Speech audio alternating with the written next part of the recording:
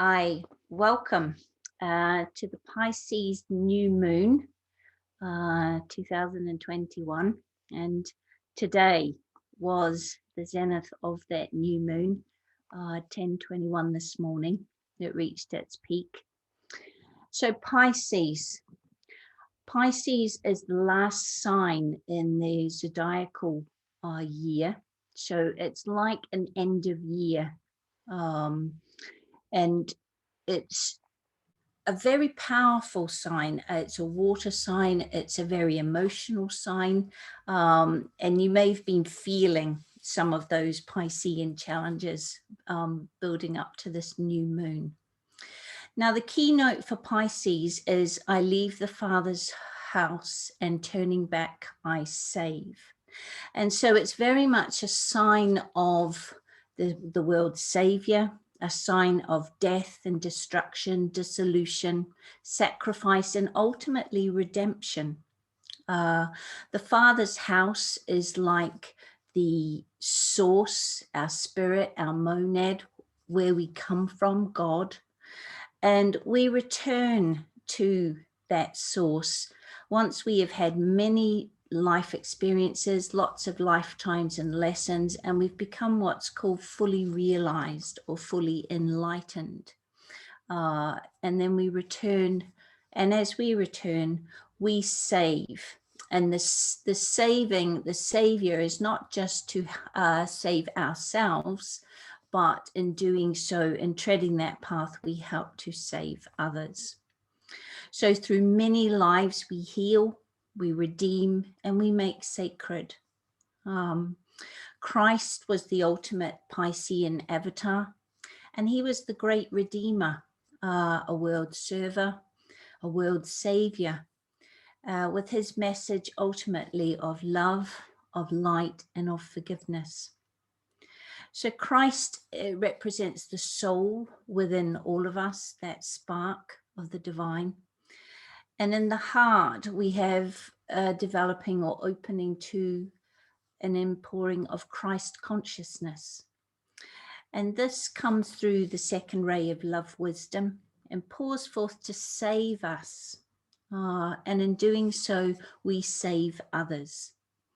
So this is the message, let your light shine so that others may see. I am the light of the world. This was the message that Christ, that Jesus, who embodied that Christ consciousness, brought to us in his time and is still relevant today. So Pisces are the two fish of duality, the pairs of opposites, swimming in the sea of the emotional desire nature. To redeem, we've got to learn to navigate these seas and lift up out of that emotional desire nature into our discriminative mind. And when we do this, we have the opportunity to see truth. And the truth is the light. And so that we are lifting up into the mind so that those emotional astral waters, we don't drown in them. So water can be purifying and cleansing, or it can swamp us so that we can't breathe. And this is very much what Pisces is about. It's a very emotional sign, tends to bring up that which is unredeemed within our own emotional nature. So Jupiter and Neptune co-rule Pisces. So Jupiter is the beneficent planet of expansive love. Neptune, the Lord of the sea, symbolizing the Christ within us. And the expression of the higher qualities of empathy, forgiveness, compassion. But there's also an esoteric ruler, Pluto, and Pluto is the destroyer. And this is why Pisces is associated with death and with destruction. But ultimately, it destroys the experience of duality and all the obstacles to our spiritual development on the path so that unity is experienced and those fish become one and they're swimming in one direction. So that which is being destroyed is transcended in Pisces, and there's a regeneration of something new becomes possible. And especially at the new moon. The new moon is a time of the lunar cycle where we have an opportunity to come into an energy of fresh starts, of that which is new. So you may even have found that in this week coming up to the Pisces new moon, that things that need redeeming, things perhaps you need to heal and transcend, will have been coming up for you. And then from the new moon, you have the opportunity to step forward into something new. Okay. So individually, we can use this time of year. This is like the end of the year. So it's a time to contemplate the year that's been and decide upon the note that we're going to move forward to in Aries, which is the start of a new zodiacal year. At the moment, Pluto, the esoteric ruler of Pisces, is in Capricorn. Not an easy combination. And it's forcing all that needs healing, both individually and collectively, to the surface of our awareness. And we're very aware in the world now. This pandemic has brought so much insight into the crises we face as a humanity, the climate crisis, the threats to our freedom that we're experiencing, the censorship that's becoming accepted as normal. People are becoming more aware of, for example, the exploitation of personal information. There's a lot of misinformation. It's very hard to know what's true information at the moment. And there's a lot of manipulation going on, a lot of controlling of people's minds and how they think through the mass media and through fear especially. And there's great divides in our society where many rich are getting richer, and yet we have massive numbers of refugees in the world. So we've got this huge divide.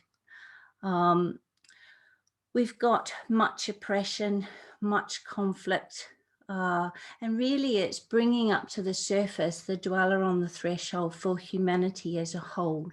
And it's time. We're running out of time. We need to address some of these issues, and we need to address it as a whole. So this is all very Piscean in nature. It challenges our ideas and our ideals and our devotion to a particular way of living and a particular way of perceiving the world and its events. So we've all been challenged in terms of our ideals of safety versus freedom, our ideals of being guided versus making autonomous decisions ourselves. So it's a time of contemplation, a time of completion, and a time to destroy and redeem all that's left over from the year that's been. And we've all had a tough year, and there'll be lots of emotional and mental aspects of our nature that it's time to let go of, that we don't want to take into this new year in Aries. So it's like a time for a spring clean, emotionally, mentally, and spiritually. To look at ourselves and see what still needs redeeming within us to be our own savior. So Pisces is a water sign. It has an affinity and a real sensitivity. And there's a sensitivity psychically, intuitively, and a sensitivity in Pisces emotionally. And this combined with Pluto being in Capricorn and being in Pisces can make us feel very vulnerable, especially to impressions, to manipulation. And the second ray of love wisdom combines with the sixth ray of idealism and devotion. Both are characteristics of Pisces.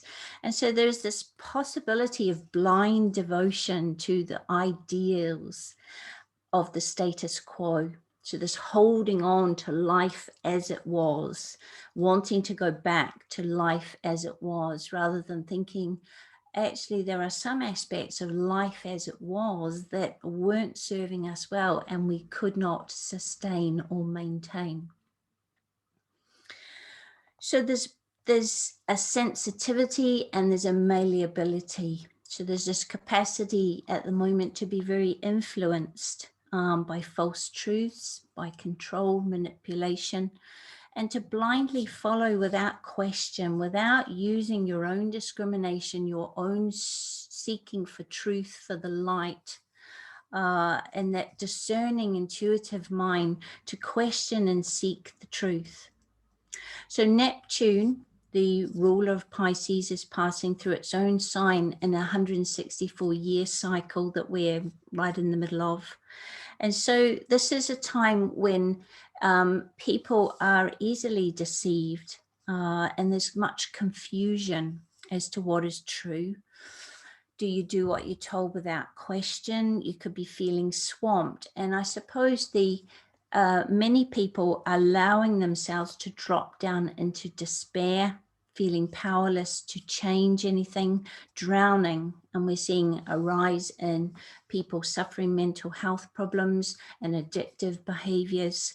When people don't know how to cope with the energies that we are in at the moment, combined with this world event that's bringing up so much that needs healing and redeeming, both individually and collectively.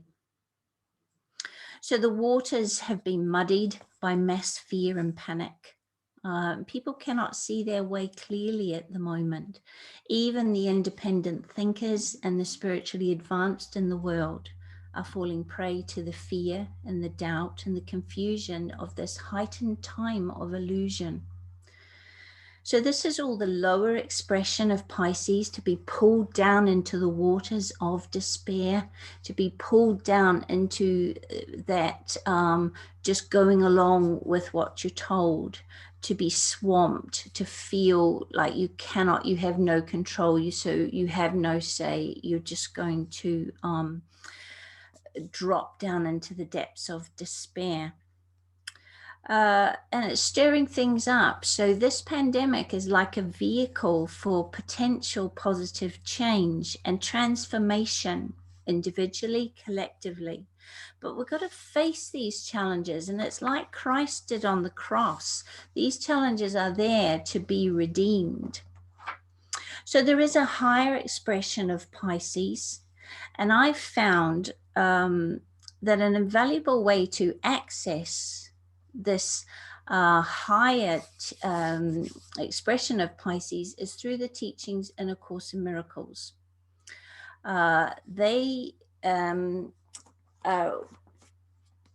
This is an example of the book.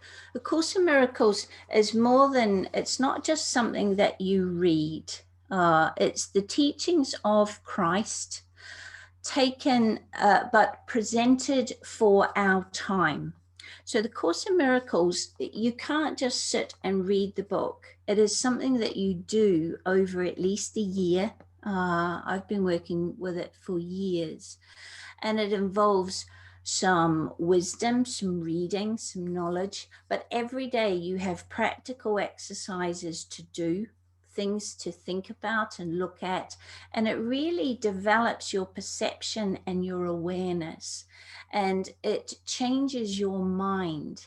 Okay, it works very powerfully because it works through the heart and the mind, and it brings the two together into a beautiful coherence. And it helps you to understand the teachings of Christ from a profoundly deep level, but these are very applicable to everyday life. I have found that this book, working through, there were some days when one lesson, one paragraph was so profound that I would just work with that for a few days. It was too much for one day.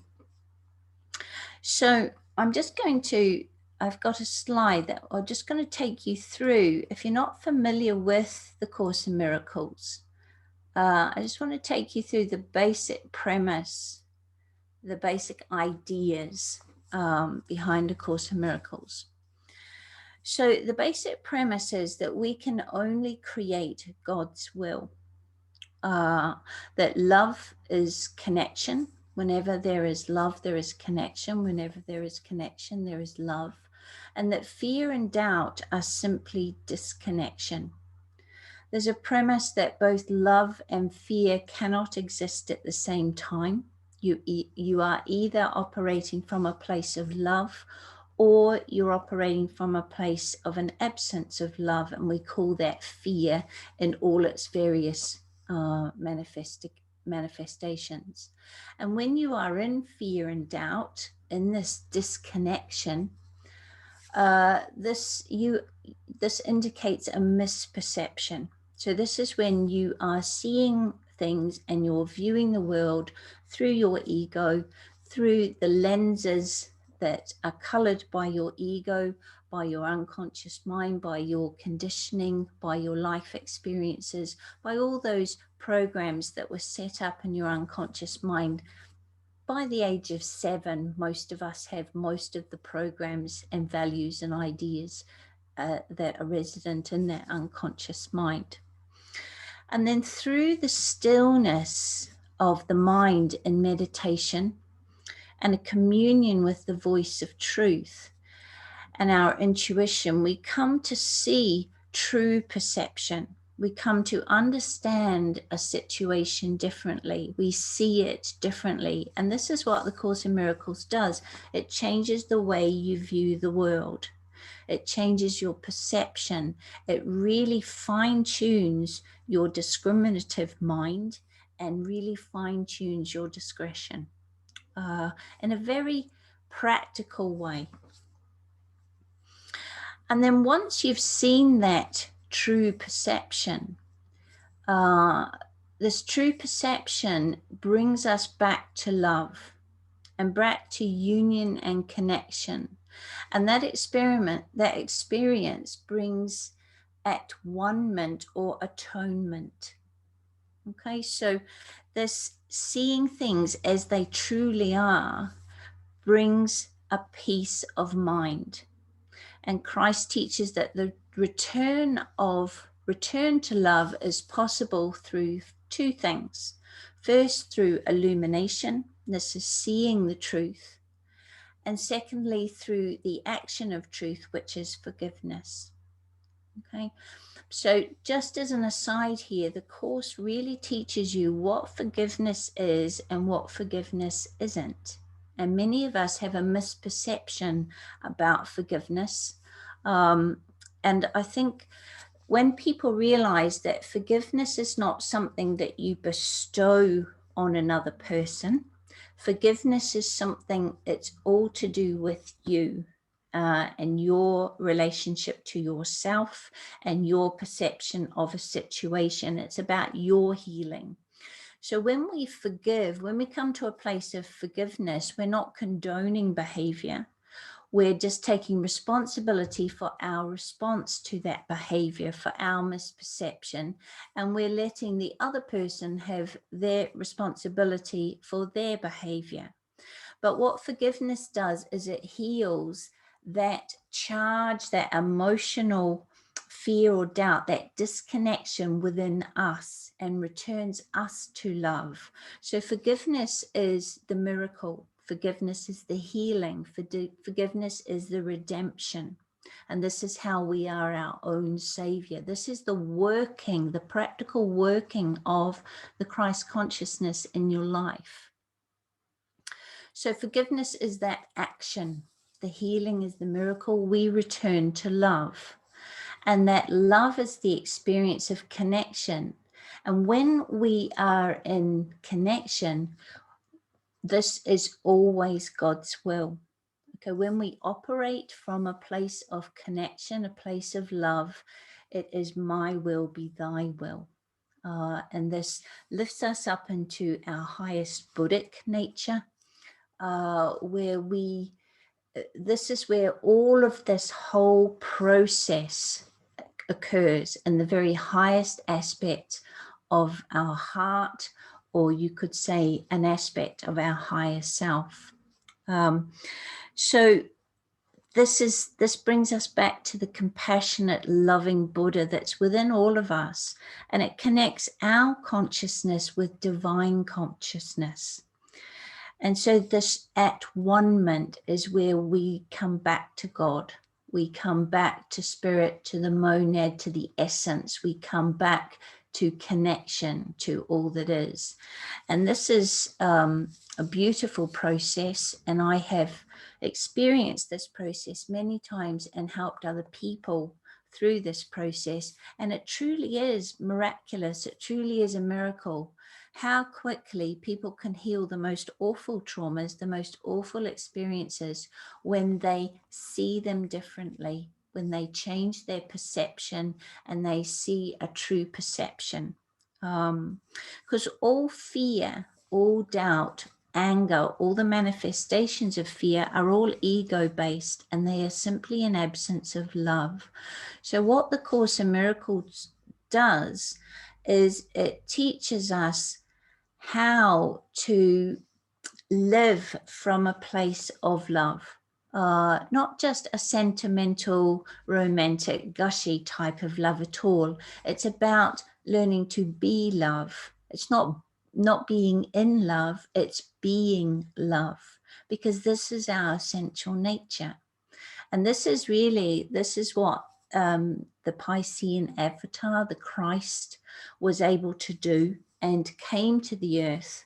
And, 2,000 odd years later, we're still learning. I don't think we still comprehend all of the amazing messages that this avatar was able to bring to us. And what I like about the Course in Miracles is it's a very practical way to learn how to live from a place of the Christ consciousness, and how to recognize when you're not in that place and how to return to that place. But it is quite an undertaking if you decide to do the course. Like I say, there's a lesson or something you do every day for 365 days. I think I wound up stretching it out over about 18 months to 2 years, because there was just so much profound wisdom in the writings, because there's additional writings that you can read as well. So to me, this is the highest expression of Pisces, and this is a very practical way to reach that redemption that Pisces is all about, and to find your way through all the false truths, to not be pulled down into despair, into feeling like you have no power. This empowers you, and is a way of living that I have certainly found to be of immense benefit. So I just wanted to introduce you to those ideas because it fits beautifully with the sensitivity of Pisces, because that sensitivity is part of that capacity to access that intuitive understanding. And the Course teaches us, it brings us back to right-mindedness. Okay, so it brings us back into right relations within ourselves, and ultimately right relations with other people through forgiveness and through seeing the truth. So that illumination, that light, when we go, we suddenly see the other person as a soul, not, their ego may have, their ego may be playing out and not behaving in a way that is respectful and of the highest order, but we see that they are a soul, just like we are a soul. And from that place, there is the opportunity to accept and ultimately forgive and to heal. And that's the miracle. So what I'd like to do now is I would like to leave the talk and we'll go into a group meditation. So get yourself comfortable. You want to be sitting reasonably upright. And I'm just going to ask you to let go everything that I've been talking about. And we're going to come into this and tune into the energy of that Piscean new moon.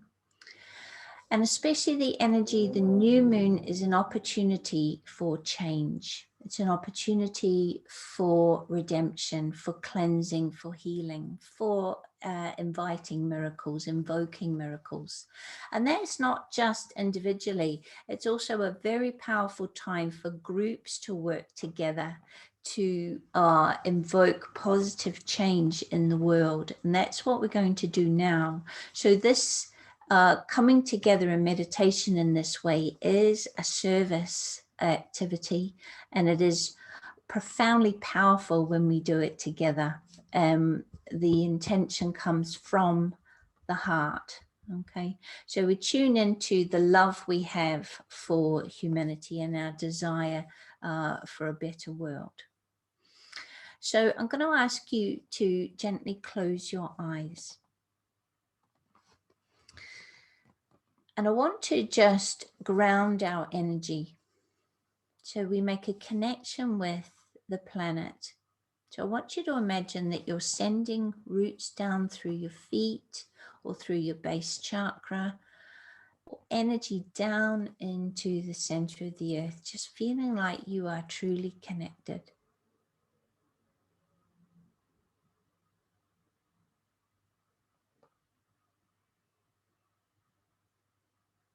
And now I want to come into this present moment.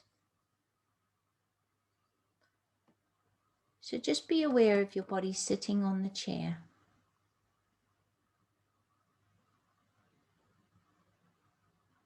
Just be aware of the clothes on your skin. Take your awareness to your hearing and just allow sounds to come in. The sounds of this moment.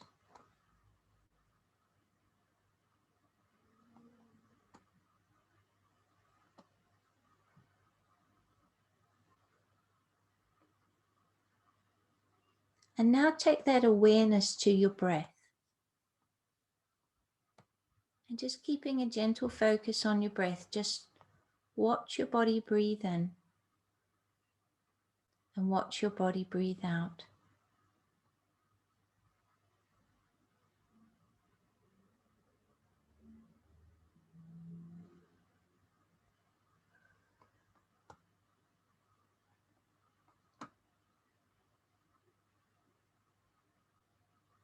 And with each in-breath, just feel like you're breathing a little deeper. And you're taking the breath right down deep within you.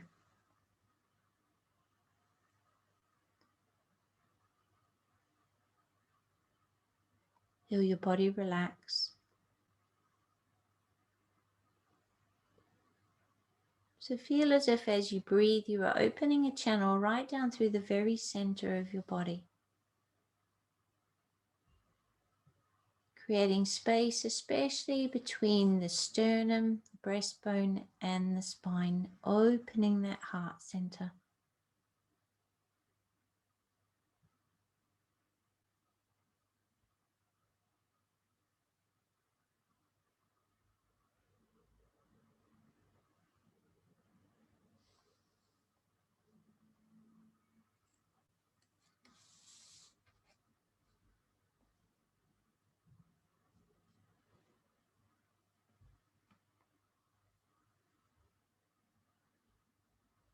Continue to focus on the breath and simply allow thoughts to pass. Let them come into your mind. Let them pass on through, keeping your focus on the breath.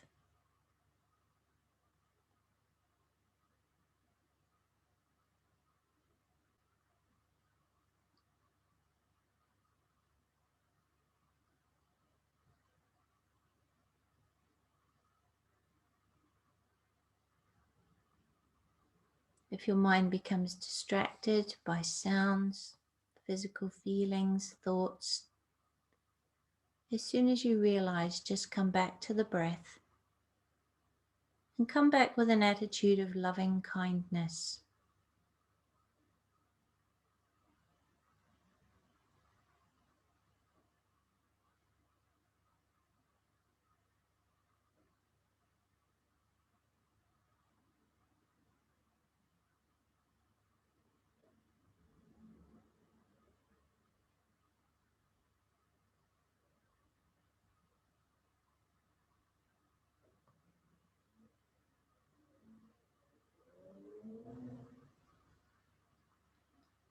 And now bring your awareness to the very center of your chest. I want you to breathe into your heart center. And just imagining that your heart is filling with light and with love. And with the feeling of gratitude which will open your heart. And this opening is gentle and natural, like a flower bud opens into full bloom.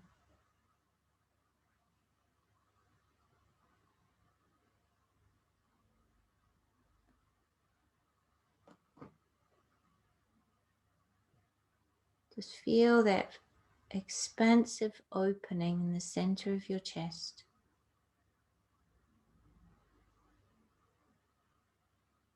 And as your heart center opens, so that you can connect through the heart to your soul or your higher self, to that Buddhic heart.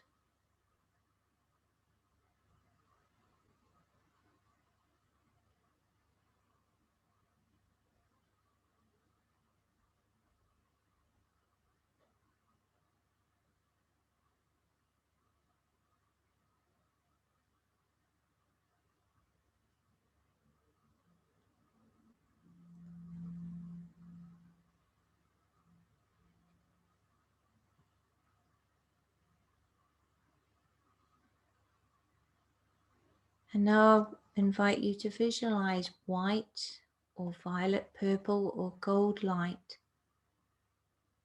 pouring down from your higher self through the crown of your head and vivifying all of the major energy centers or chakras in your body associated with the spine.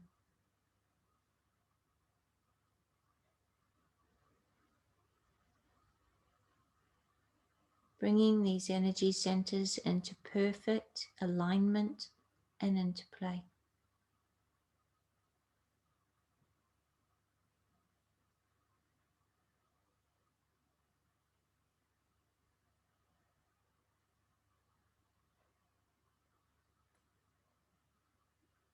And now imagine that your heart is acting as a vessel to receive and distribute this lighted love throughout your physical body.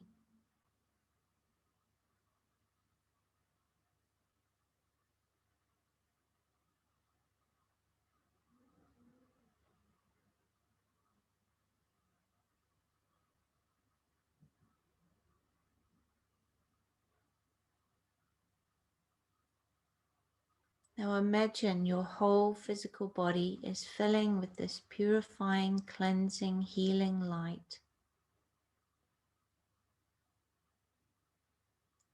And it strengthens your physical body, your health, your vitality, your immune system, calms your emotions, and brings clarity to your mind.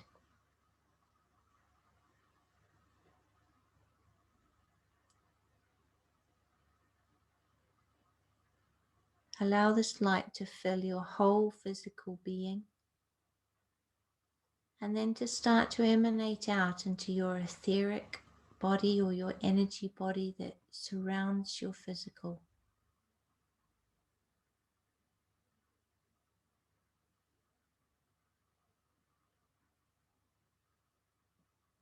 Until you realize yourself as a being of lighted love.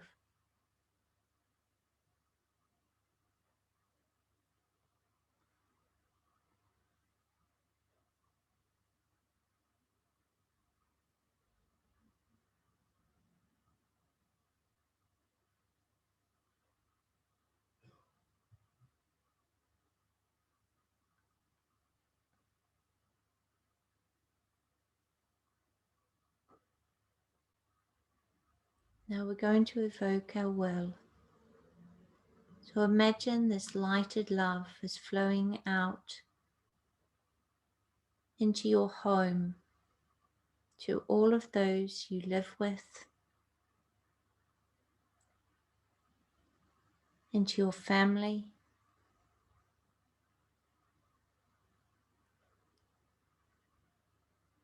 to all living beings in your home. Now continue to let it flow outward into your street, your neighbors, your neighborhood.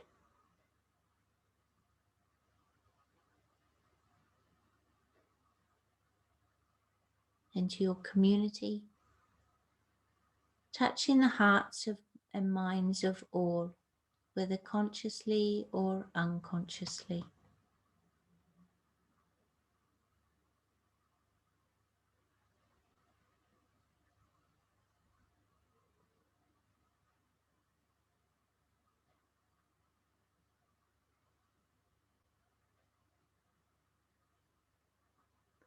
Continue to radiate this lighted love out until it encompasses the whole town or city in which you live.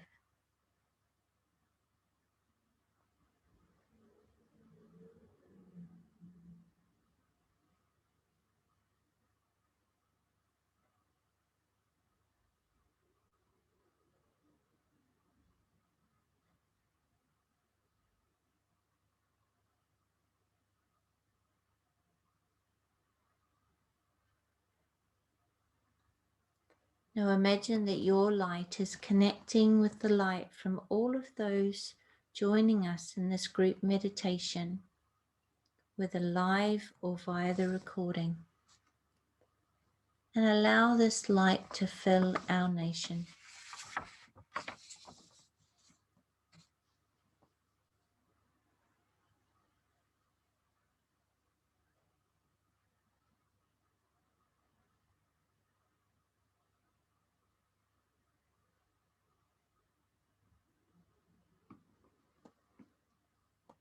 Now let it flow out to fill this part of the world.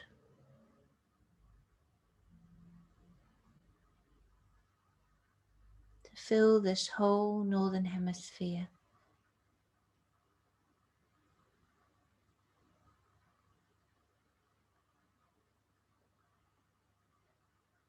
To fill the southern hemisphere.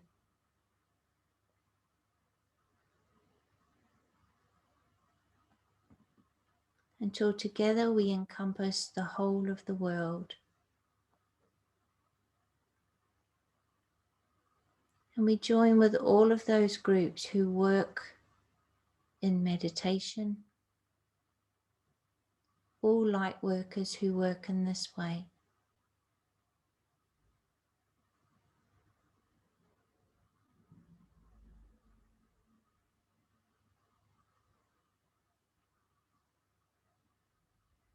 Now see our beautiful planet as if from space, and see this lighted love surrounding her like an aura,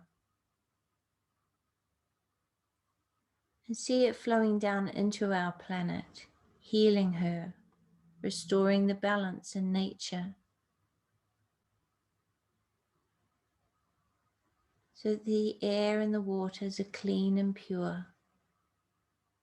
She has a healthy ozone layer, and our planet is healed and restored.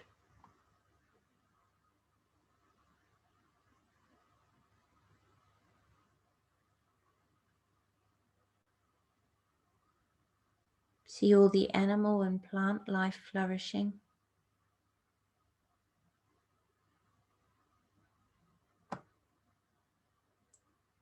See the restoration of the right relations between man and all other living creatures on this planet.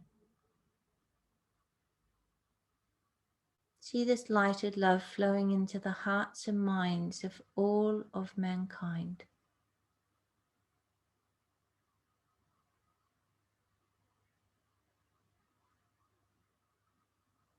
Inviting true perception and a return to love.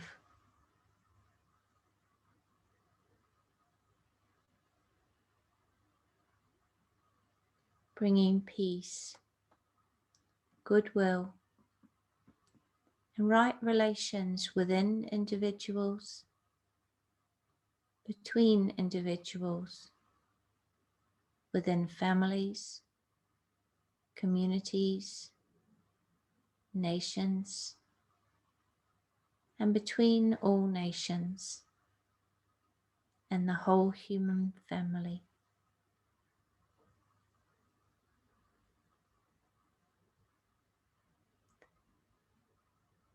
Envision a new world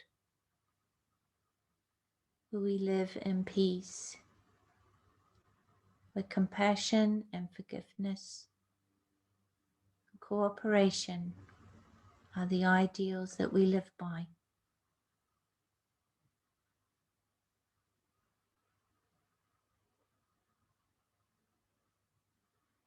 Imagine that Piscean energy of love, wisdom pervading all, lifting our awareness and the collective consciousness, bringing right relations. Visualize these energies unifying, eliminating all divisions within humanity, healing, transforming, redeeming human consciousness.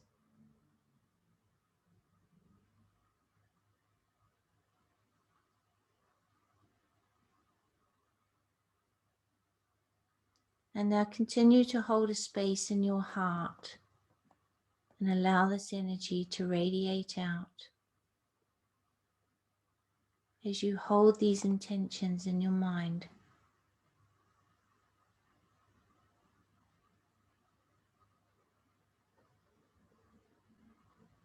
Knowing that we work in this way as a brotherhood.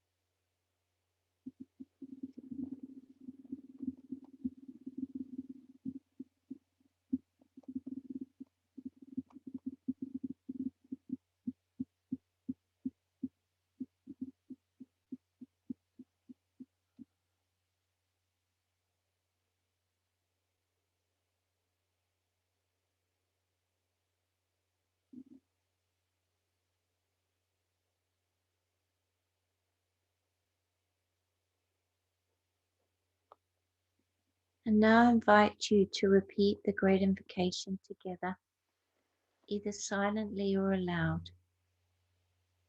Repeat it with conviction and with a pause between each stanza to imagine the words being played out. And this world prayer acting as a link between the inner spiritual realities and humanity, and as a channel through which divine love and light and purpose can flow into human consciousness.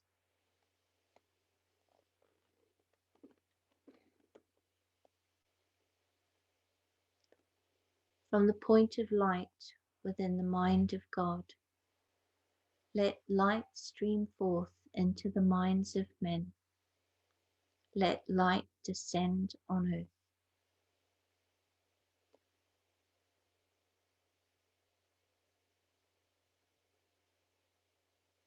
from the point of love within the heart of God. Let love stream forth into the hearts of men. May Christ return to earth.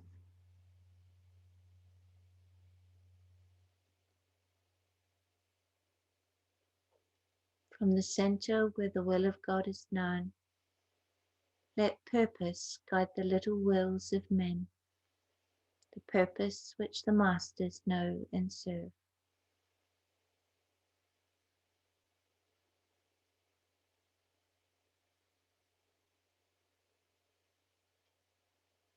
From the center which we call the race of men, let the plan of love and light work out, and may it seal the door where evil dwells.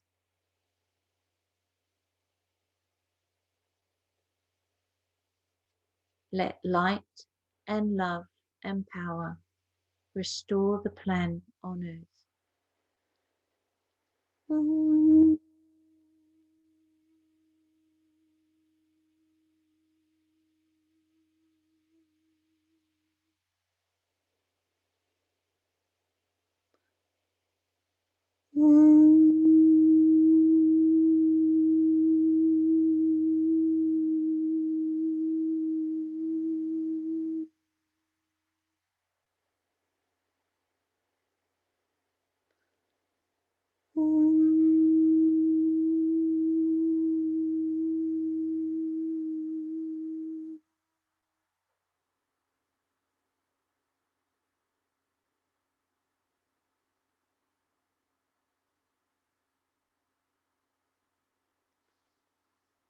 Now slowly bring your energy back into your own energy field and start to come back into an awareness of your body. Just starting to move and stretch and just opening your eyes when you are ready.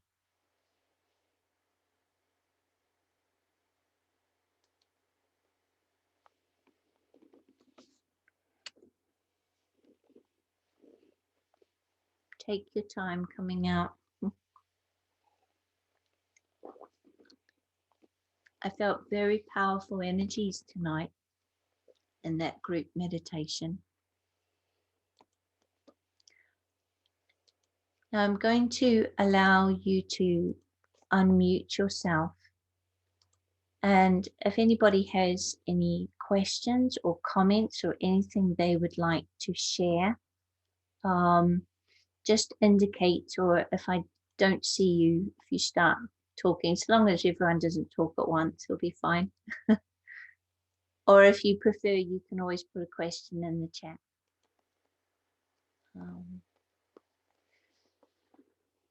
So this is your chance. Does anyone have a comment? Anything they would like to ask or add? You all look a bit dazed.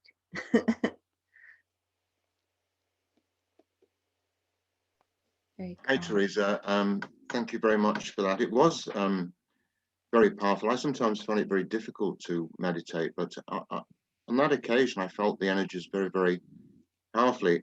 What I wanted to say was about your comments about forgiveness.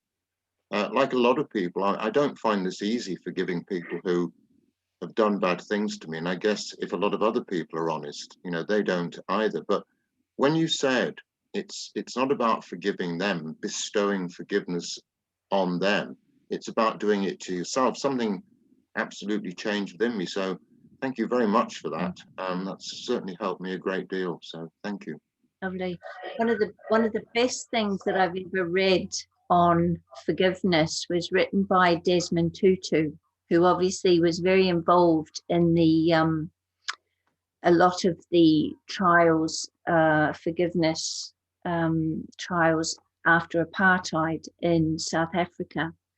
And both him and his daughter have written a book about forgiveness, and it takes the understanding of forgiveness to a really practical but very deep level. And you do realize that forgiveness is ultimately about forgiving yourself. And also that forgiveness is an understanding that we are one. And if you still hold on to that anger or that grudge or that resentment toward another person, really the person you are harming is yourself. They're still responsible for their behavior, and forgiveness does not condone behavior at all. But forgiveness sets you free. And I've seen some wonderful, absolutely beautiful moments where people have released something they have held on to for years and years, and they can be quite serious traumas, quite serious events that have happened, and the immense release and relief that happens to that person. And the beauty is that you don't even have to have any communication with the other person at all. Forgiveness can be something that you do you don't have to involve the other person. But because we are all connected, as soon as you change, as soon as your energy changes, as soon as you open your heart and forgive, it naturally shifts and changes the dynamic between you and that other person. Even though you may have had no interaction with them. And people have noticed this. They've noticed just subtle, sometimes you have families where two people in a family haven't spoken to each other for 20 years or more.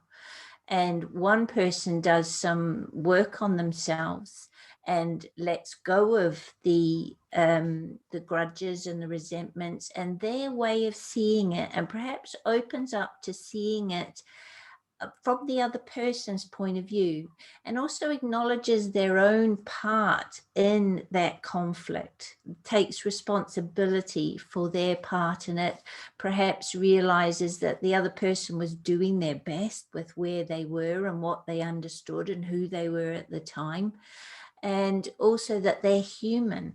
And something, it's like a tug of war where you're both pulling, and when one person lets go, the tension's gone.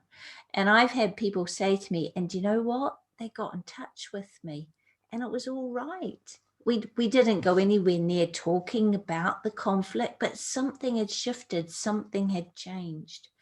And this is where we are connected. And that act of forgiveness is something you do for yourself, but it's something you do for all, because it's probably one of the most difficult things as human beings we can learn to do, but one of the most enlightening and freeing things that we can do, to learn to just let it go.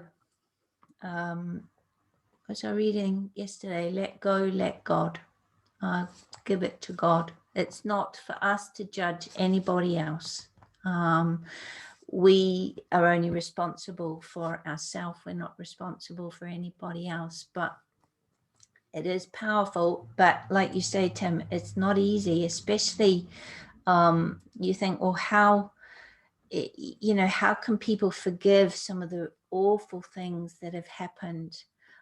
But you've also got to remember that because we've all lived many, many lives, we've been victim and oppressor. We've been, murderer and murdered. We have walked the full gauntlet of human experience. And so who really are we to judge if someone else is involved in a particular experience? And anything can be forgiven. And I remember, I think it was in Desmond Tutu's book, when he described a mother whose son had been murdered, described her speaking to the murderer, and how she, with her whole heart, was able to forgive this man, and the man was humbled by the light within her, and that was her lifting up into that Buddhic nature. So it is a difficult one, and but you know, the story of Jesus Christ, of probably the man we know that was able to embody the Christ consciousness, especially in his time, and still has got a lot to teach us now. You know, he was able to forgive those awful crimes.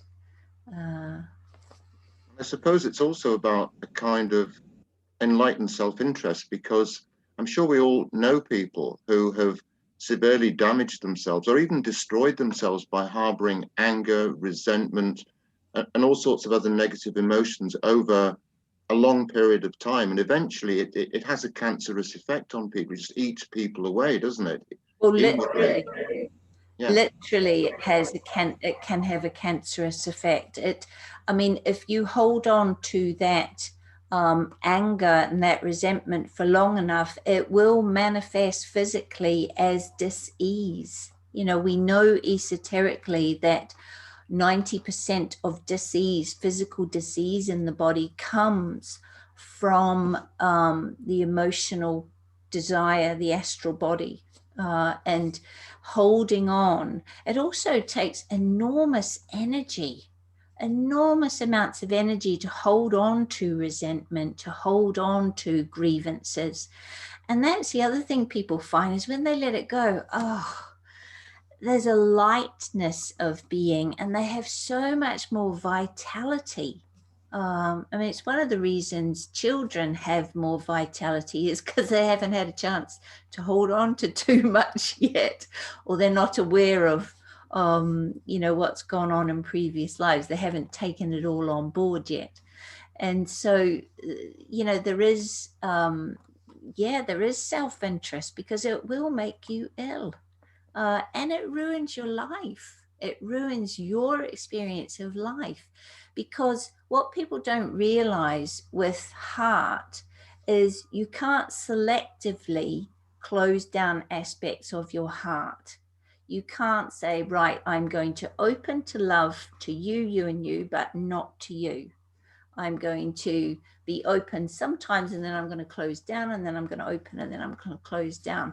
Because when you do any kind of closing of the heart, or when you hold on to that grievance or that resentment, you close down the joy, you close down the happiness, you close down the childlike exuberance, you close it all down.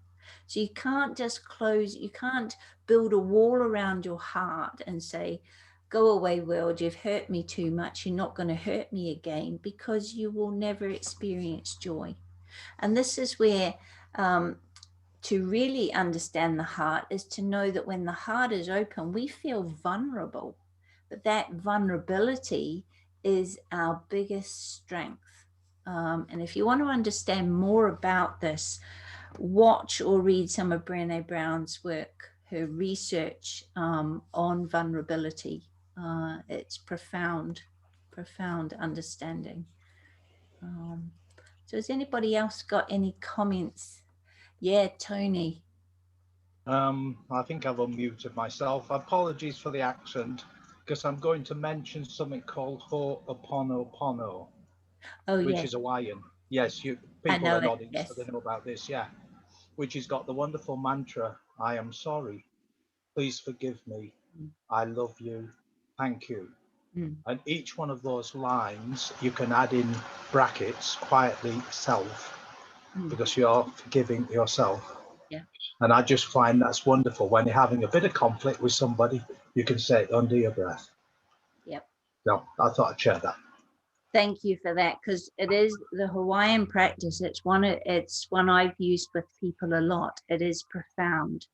And it's this idea. The other thing I have taken it into almost a visualization, where you imagine the person that you have an issue with coming onto the stage, and you're sitting in the audience, and they're standing there, and as they stand there, you ask for their forgiveness, and you offer your forgiveness, and you stay in that until you feel that, and ultimately as they walk off the stage, you forgive yourself. Very powerful process. And that's the other thing. I've modified it a little bit, and I remember sometimes what you can say in your heart is you can say, I forgive you for not being the father, wife, partner, whatever that I wanted you to be, and I allow you to be the father, wife, partner that you are. And so that is an acknowledgement of where they are, where you are, and it's a letting go of your expectation of that disappointment of what you are hoping for, and accepting what is. And it's a very powerful process. But yeah, thank you for that. The Hawaiians know what they're doing on this one, and they have a very peaceful, they're a very, as a culture, very community, very peaceful, and known for their capacity for conflict resolution. Because really conflict resolution is all about forgiveness. If you don't hold on to any of the resentment, and it's still, you can still, once you've been through forgiveness, it might be that you still need to communicate and address issues, but you're not coming from a position of anger. You're coming from a heart. You're approaching the person and saying, when you do this, it makes me feel like this, and this is what it does to our relationship. Could you perhaps change what you're doing? And you can, you're coming at it from a very different position than if you're shouting at them, you move. And a classic is also appreciating that no one makes you feel like, in anger, people will shout at each other, you made me angry. It's like, no, you chose to be angry. You own your response. You chose to be angry by what I did. And that's realizing that we've chosen our response based on those unconscious programs and patterns that were laid down. Our unconscious conditionings and ideals and values and everything are laid down from age 0 to 7. And they're there to help us navigate the world of human relations and surviving in this world. And depending on your situation from 0 to 7, your perception of the world wouldn't have been spot on 0 to 7, because you just don't have the capacity to understand all that's going on.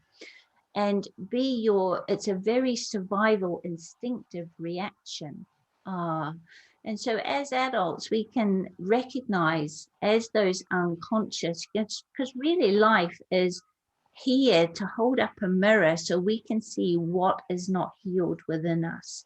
So we can, other people show us what's in our unconscious mind. And the more that we shine a light into that unconscious mind, we bring it into our conscious awareness and we heal it, we make it conscious, until eventually full enlightenment is when there's nothing more that's unconscious. You're fully realized. You're fully enlightened. The light of consciousness pervades all of you, and there's nothing that needs any more healing. You are aware of who you are. You have connected with your truth. And so really other people, I know the Buddhist teachings on anger is whenever you feel angry, that is information. That is telling you that there's something in you that's not healed, that's been triggered. That's yours. That's for you to explore. That's for you to go inward and look at. Yes, the other person's behavior or their words or whatever it is triggered that. And really we should be saying, thank you, because they've just given us a gift. They've just showed us, they've acted as a mirror, and they've showed us what needs healing within us. And this is why we interact with each other. And that whole process then that kicks off. Once you know there's something that needs healing, you can choose to push it back down and leave the anger and resentment. It'll all sit in your solar plexus chakra here. It'll cause all sorts of health problems eventually. It'll stop the flow of energy. It'll stop your spiritual development. I said in Pisces, Pisces is about, you know, getting rid of everything that stops our spiritual development, getting rid of all of the duality of the fish that are swimming against each other, so that the two fish become one, swimming together. Okay. So hopefully you can see that Pisces is not an easy one. Not at all, because it's dealing with, you know, the solar plexus, transmuting that. When we move from anger here to forgiveness, we move from the solar plexus chakra and we transmute that up into the heart. And that's the miracle, that's the healing, when we move that energy up into the heart.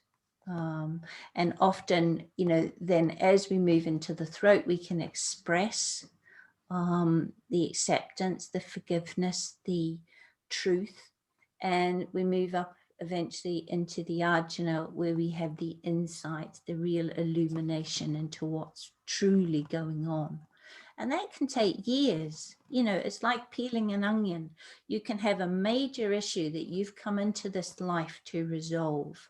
Perhaps, you know, you have some major karma with one particular person or one particular group of people, and you just feel like you've got to the bottom of everything that's going on and it's all healed. And another layer peels off and you realize there's even more and it's even deeper. And another layer peels off and you keep on going. Okay. And that's building up that life experience. That's the human condition. That's what we're here to do. That's what we're here to redeem. So Pisces is not an easy sign, not an easy time. But, you know, now moving into this new moon, moving toward Aries, we've got a real opportunity to clean our house, emotionally, mentally, and spiritually. And we're supported in this energy in doing that. It's a perfect time to have a spring clean.